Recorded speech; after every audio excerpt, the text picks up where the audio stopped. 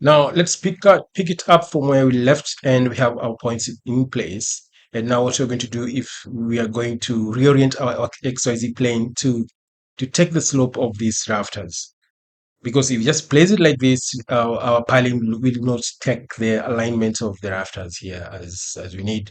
So this will take me straight to view and come to work plane tool. So let me just drag something here to avoid some complication. Let me just press Control, come to view, and come to work plane there, and I'm just going to place my work plane tool right there. So you can see my work plane tool has just sloped as per the rafters. So this will give instruction to the slope. When will give alignment, or will define the slope, or will configure the slope of my purlins the moment I start creating them. So I'll come to steel, then I'll come to beam right there, and I'm going to start from the top here and move all the way to this far end here and snap right there.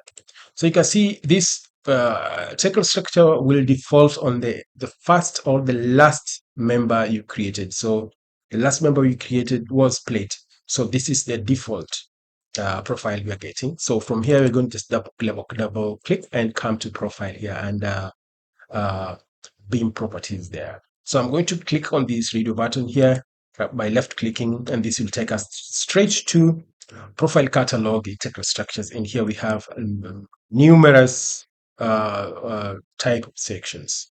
And we are going to use a C purlin or a Z purlin. So let me just click on this, and let me see what we can use. Let me just go straight and maybe check on this.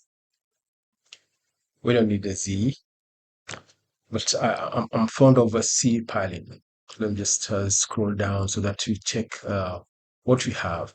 I'll use this. Click on that, and I'm going to use 150 by 150, 150 by 150, 150 by 152 millimeter, or 1.5, 2 millimeter is okay. I'll click apply and give it an okay right there. So you notice that when I click here, you have all the properties of this member here. You can see the height, you can see the plate thickness, age, fold, one, flange, and other analysis properties, user defined. Oh, we have a lot here. And I'll click apply and give it an OK. Thereafter, I'm going to click modify. So the moment I click modify, you can see the position of this purlin is right at the center and slightly sinking deeper into our rafter, and that's inappropriate. And we cannot create any connection between the purlin and the rafter the way it is. So we have options here on how we can adjust the position or the placement of our purlin. So I'm going to use depth within the position here. So I'm going to pick three of these options here. I'm going to pick front. So if I click front, you can see it has moved up to to to top of the to top of the to top of my rafter. So I need a slight overlap or offset above the rafter, probably 3 millimeter. So let me just double click here because I want this straight to be in the center. So I'm going to use that and click on that. That's the center. So from here, I'm going to just key in 3 millimeter, and it will move up, not up, it has just moved aside. So I'm going to just give an offset here of 3 millimeter. So it should come up slightly. So I'm going to click on that, and you can see we have some offset off thereafter. So I'm going to select on this, right click and come to copy, and I'm going to just to pick it from that spot and take it to this spot manually, and bring this one here manually, and bring this one manually here, and just move.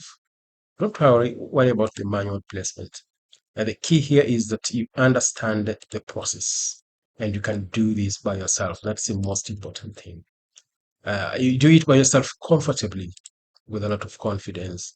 So let me just place another one there and another one here. And let me just zoom close, and I can place another one here. And let me just zoom close, and I can place another one at the eave here. So that's it. That's it. Now, if I come to view and I come to navigate here, I can pick the first option and pick my rotation point by using my left button on the mouse. You can see I can rotate this. So the next thing remaining is either to populate this to entire roof or to create some bracings on top, which we will have to. And let me just pick the rest on the next lesson. So this will be part 2 of the roof piling creation. So let's meet then on the next lesson, and as we move forward, we'll be able to give more details on how we can create a pre-engineering building in Tekla structures. So let's meet then.